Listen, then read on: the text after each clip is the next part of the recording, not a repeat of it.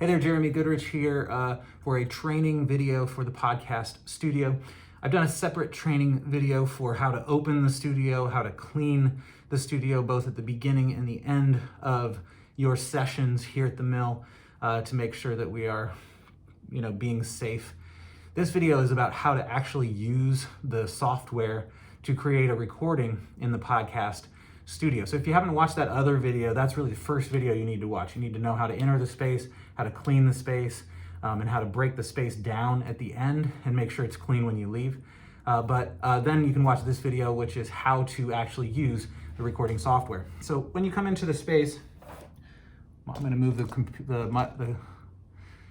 camera around a little bit here. When you come into the space, there's only two buttons that you really need to push.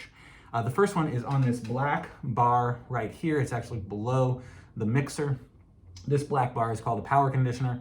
It's really just a fancy power strip. And at the right side of this, you're going to see the power button, and you're going to turn the power on. And that should make some lights light up on the board and on the channel processor there on the bottom. One you don't need to touch at all. In fact, I wouldn't touch it. If you're curious as to what it is, it's specifically controlling microphone 1 in a different way than the other microphones, but really all you need to know is not to touch it. So that's going to be the one you turn on right there, just this black button. And then the other button you're going to hit is on the back of the Mac Mini, right behind the Shine On sticker. There's a white cord, and then around this rounded space right here, you're going to click the button, and that should turn the computer on. You'll hear the sound of the computer. Now, the wood bar kind of goes across the screen. It's just something we're going to have to deal with as a part of our COVID solution to being able to use this space at all. You'll also notice that in the past we've had 4 microphones in here. There are now only 2. Only 2 people are allowed to be in this space at a time for obvious reasons. And so there are only 2 microphones. When you come to the first screen, there's 3 options. And the middle option is what we're looking for, Shine Insurance Studio. You're going to click that. And then when you book the room, you'll get an email that gives you the password both to the door of the room, but also to the computer. And so we're going to type in that computer password. Oops, I have to remember it. Okay, and the computer will pop up for us. That's pretty much it. We're all set up and ready to go as far as software and getting everything turned on goes. Now we need to make sure that we get all of our microphones leveled and going and ready for recording. And so what we're going to do is this universal control, we can minimize with the yellow button. And then right on the desktop are the 2 most important things you need. The first most important one is the start here with the H icon above it. I know it's really small in this video, but you'll see it on the computer. It says start here, and then there is an H on it. You want to click on that, just like I've done, and that will open up what is the recording software. This is what we use to record the microphones. And just giving you a quick tour, the recording software has different tracks. Each part is a track. There's mic 1, mic 2, mic 3, mic 4, and main mix. So there are 5 tracks altogether that we have set up properly for this studio. Now, right now we only have 2 microphones, and so mic 3 and mic 4 are going to be irrelevant. And so as you can see on this screen, maybe I can get this a little closer so you can see kind of what we've, sorry for the shakiness that's about to happen here. Well, you may just have to listen and you can watch it in here because, there we go. That's the best we're gonna do here. Inside of the software, you'll see for each channel there is a red button all the way to the left. This means that channel is armed and capable of hearing sound and recording sound. So first thing we're gonna do is save this file. That's super important. So this is the template, and we do not want to save our file over the template. And so we're gonna go to File, Save As, and then, can we see this here? Yeah, I think if I go like that, we can see it. In the Save As folder, there is a Save Here folder, so trying to make everything as easy to understand as possible. That is our ionizer beeping right now. It's finished ionizing the microphones. If you do not have a folder already, you need to create your own folder and put all of your files in that folder. You can see in this space, this is the file folders of all the different podcasts that are recorded in this space. So in this case, we'll just use the test folder, and we're going to save this as of the recording of this. The date is 7/4, it's July 4th, 2020. And so I'll save this as 7/4/2020 in the test folder. So now I have a file that is my own. I can mess with it all I want. I won't mess up the template or anything like that. So that was step one of the recording process, is to make your own file and not record over the template. Super important, so that the next person that comes in doesn't have kind of the remnants of your file and mess it up. The next thing I'm gonna do is I'm gonna de-arm mic 3 and mic 4. They're not necessary, they're not even here. So we don't need these tracks recording. We do want mic 1 recording. That's my microphone right here on this side. This is the host's microphone. And then we do want mic 2 recording. Although I haven't put the microphone on that side, we should have a microphone over there if you follow the setup protocol. So we have mic 1 and mic 2. And then the bottom track is called main mix. And this will record both mic 1 and mic 2 together on one track. Depending on what your post-editing process is, you may just want to upload to YouTube and be done. And the main mix track does a great job of just giving you that right away. You can take that track, upload it. It's got both people talking on one track and makes it very easy to upload and be done with. If you have a higher level of editing, you want to have separate tracks so that you can increase the volume of one person's voice without messing with the other person, or decrease, change things, whatnot. So most people who edit at a higher level want to have separate tracks for each speaker. Those folks who just want quick, easy, out, done, they like the main mix. And the way we've set this up is you can have both so that you can decide what you want. Okay, so we're set up in the recording software. Now we need to set up the mixer. And so I'm gonna turn this here. Again, apologies for the quality of the audio on this, as well as the, how far back it is, but we're gonna make it work here. So this is the mixer. And to set it up, I guess I do wanna show you one thing on the computer real quickly, is that there's a picture on the desktop of the computer. You see this correct mixer settings. If you ever get confused, this picture can help you be like, okay, what did Jeremy say and what are the correct mixer settings? This one is set up here to record 3 microphones properly. There's obviously only 2 here, but if you did everything that's exactly like this picture, you should have your 2 microphones recording properly. So this picture's here to help. It's on the computer, and if you ever need it, you can come back to that, but I'll show you how to do it right here. So we're looking at the mixer right now. The first thing we want is some sound for this microphone.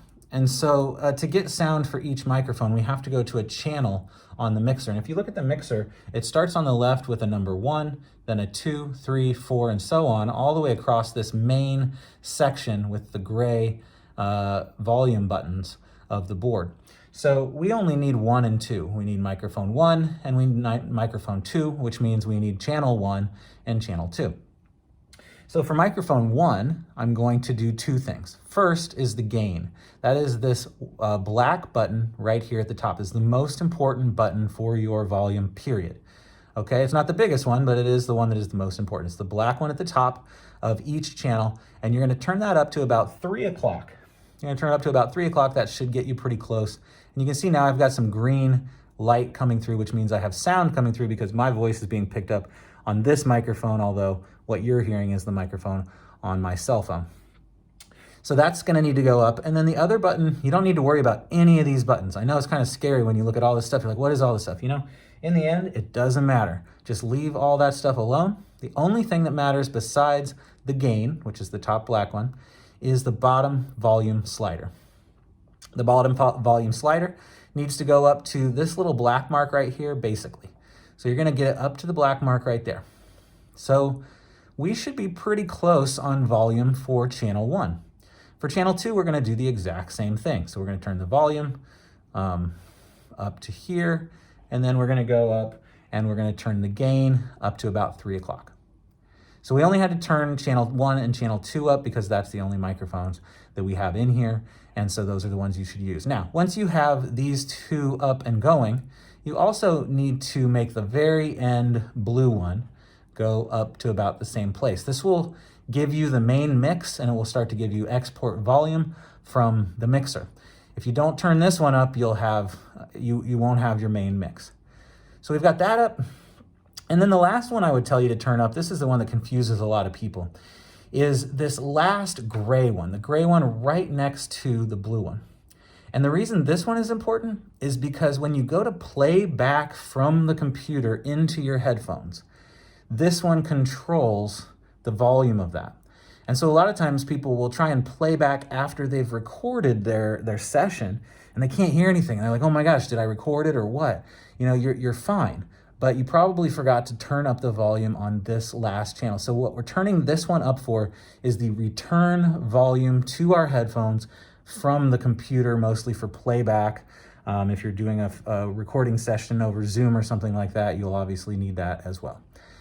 So with these 4 volume buttons up, the primary out, the return sound, and our 2 microphones, and then with the gain up on our 2 microphones, we're set to go. That's it. 1, 2, 3, 4, 5, 6 buttons is all we really need to move, and we should be going. So let's go back and look over at our recording software now and see how we're doing, because ultimately the recording software is the most important part, because that's what's going to be recording. So now we're back at the computer, and I'll get rid of, looks like iTunes popped up. I'll move this picture out of the way. And what we want to pay attention to is the blue. See if I can reach around there. There we go. The blue right there on each channel. You can see that channel 1 has lots of volume coming in. Channel 2 has none coming in. That's because I don't have a microphone over on the other side right now. Once you have the microphone plugged in, you should see it on channel 2 as well. So you should see blue coming up on each 1, 2, and all the way down on the main mix. You can see the exact same volume pattern on the main mix as you're seeing on 1, because that's the only microphone in the scenario I'm in right now. So you're gonna wanna get the microphone and get it kind of up close like this. You'll have your headphones on, so you'll know if the sound is coming out. That's a good point. If you put the headphones on and you do not hear any sound, that probably means that you do not have the headphone microphones turned, or the headphone volume turned up. These are the headphones volumes. And if you want to know which one goes with which, you can just look in the back and see where the headphones have been plugged in here. So I see all the volumes are down, and right now I cannot hear myself talking. So if I turn this up, I turn this one up, I still can't hear anything. There we go. Now I've got volume and I can hear myself in my headphones. I know that didn't change anything for you, but I can tell you that my headphones indeed do have volume in there now. So I'm hearing my own voice. It sounds really good. Everything is awesome. That means that my headphones are working. That's perfect. That also means that my microphone is working. That's awesome. I wish you could hear it. It probably sounds a ton better than the sound on this phone. So last thing, we're almost done here. So we can see that my volume is just about right now. If we want to change the volume, we can do that on the mixer with the gain. And so I'll give you an example. I know the camera can't see it, but if you're looking, look right here on this and watch. That's the other ionizer, by the way, cleaning another microphone. If I turn up the microphone, you see how that goes really high, and that's way too high. If I turn down the microphone, I'm just turning the gain knob. I know you can't see it, but I'm just turning the gain knob. I'm turning it down, I'm turning it down, I'm turning it down. Now it's too low. You want the microphone to be right about here. So it's peaking below any yellow. If you're getting yellow, you're too high. But if you're just a little teeny tiny blue bump, then you're too low. You want to make your volume peak just about like that. And if we had a second channel, we would do the same thing with the second channel and make sure that everybody's settings were good, that we were talking close to the microphone, and we had everything right. So I've got my volume just how I want it on there. My voice is close. We are ready to go. We've got all of our channels set up. We've got all of our microphones set up. We've got our volumes good. We're ready to rock and roll. So all we need to do when we want to record is we go down here. I think that we can see it. Yeah. We go down to this record button. It's just the white circle. And when we hit the white circle, I'll go ahead and do it right now. we're going to start to see red coming across the tracks that we're recording. See, we're recording channel 1, we're recording channel 2, and we have our main mix at the bottom. We are not recording channel 3 or 4, so you're not going to see anything there. You can see the waveforms in channel 1 in the main mix because I'm talking into the microphone on those channels. You can see that channel 2 has nothing because there's no microphone over there, so it doesn't have anything. But if you have a microphone over there, of course, you want to make sure you have waveforms happening in both channel 1 and channel 2. If either of them don't have waveforms, then that person's voice is not being recorded, and you're going to be very sad when you play it back after you had an amazing interview and only one person's voice was heard. You're going to record as long as you want to. I've recorded interviews for an hour and a half, hour and 45 minutes. You know, once in a while, you got to make the mouse, you got to wiggle the mouse so it doesn't go to sleep. But even if it goes to sleep, it's still recording. So you're good there. You're recording as long as you want to. And then finally, when you're done recording, you want to hit stop. Now, let me give you one little pro tip. I usually keep it recording the whole time. So even if you have stops in your structure for your podcast or you have breaks or whatever, I think you just keep one recording and then you break it up when you're editing it on the back end. I think that's easier to just have one file, because if you stop and start and stop and start, it's going to create a new digital file for each different piece of audio recording. We've already got 3 files going here, so if we stop and start, now we have 3 more, that's 6. If we stop and start again, now we've got 9.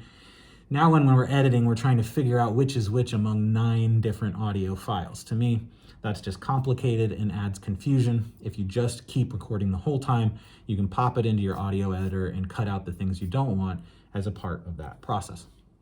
Okay, so we're gonna hit stop. When we hit stop, everything turns orange, and we have our final thing. If I click somewhere else besides these, they turn blue. We could get into the editing at this point. Hindenburg Edit, you could edit inside of here, but that's not part of that training, this training right now.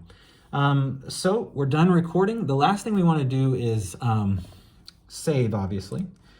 And if we look inside of the Save Here folder, we can see that inside of the test, remember that's where I saved it, and 7/4/2020 is also where I saved it. I've got a Hindenburg specific file. You probably can't see this, but I've got a file that has the H on it. That's only going to be valuable if you have Hindenburg, the program itself, on your home computer or wherever you edit. If not, that file is not valuable to you at all. What is valuable is inside of the little folder that says the same exact name as whatever you named your program. So if I go into the 7/4/2020 file, again, if you can't see this, I apologize. We're going to have 3 different files. I can put this up close there. We're going to have the main mix 1, main mix 1, mic 1, and mic 2. So we've got our 3 files. We have the file for the first mic, we have the file for the second mic, and we have the file for the main mix.